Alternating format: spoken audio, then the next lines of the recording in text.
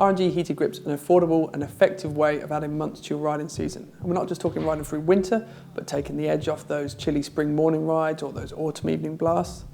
They're relatively easy to fit. They come with everything you need, 2 heated grips and a control box that's 1 button to operate on, off, and to go through the 5 different heat levels you have. And they'll go as high as 60 degrees and they'll warm up really quickly.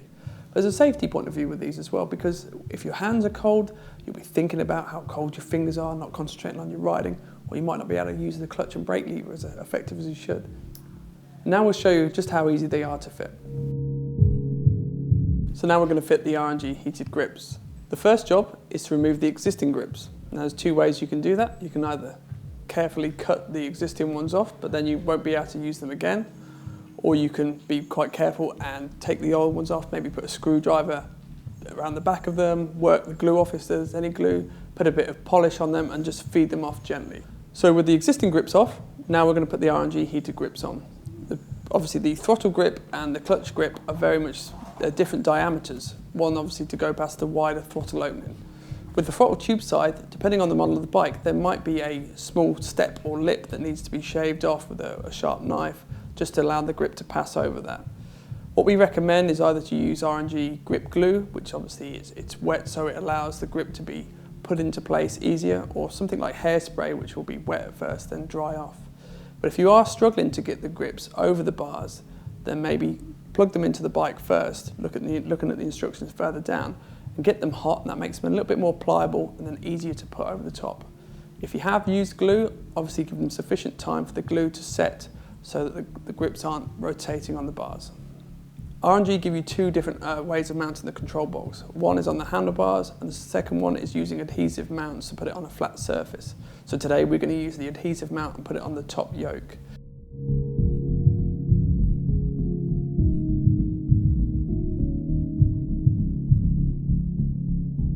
Now, the good thing about these grips is there's only 2 wires that we need to put into the bike itself, because the control box takes all the existing connectors in, so both sides of the grips plug into that.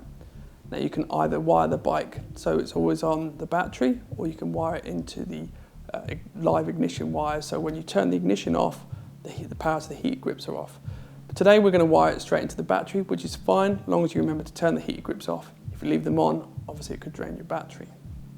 So now we've got the control box in place, we've got our heat grips on, and now we need to look at the routing of the wiring. Because we're going to route the wiring to the back of the battery, which is at the back of the box, we're going to run the wires down the sides of the fairing, the side panels, or maybe under the tank. Obviously we don't want them to get trapped at all when the bars are being moved side to side. We don't want them really exposed, so we want to tuck them away nice and neat and get into the back of the battery. With the heated grips now in place and they're working, you can now enjoy riding whatever the temperature. So now you've seen just how easy it is to fit the R&G heated grips. If you're riding around in temperatures just above freezing, the wind chill can be as much as -20. So the heated grips are going to take that right off, allowing you to concentrate on your riding safely, not thinking about your freezing hands. They fit bikes with a 22mm handlebar, which is pretty standard, and they're also available for ATVs. So go and visit www.rg-racing.com to see what products we have available for your bike.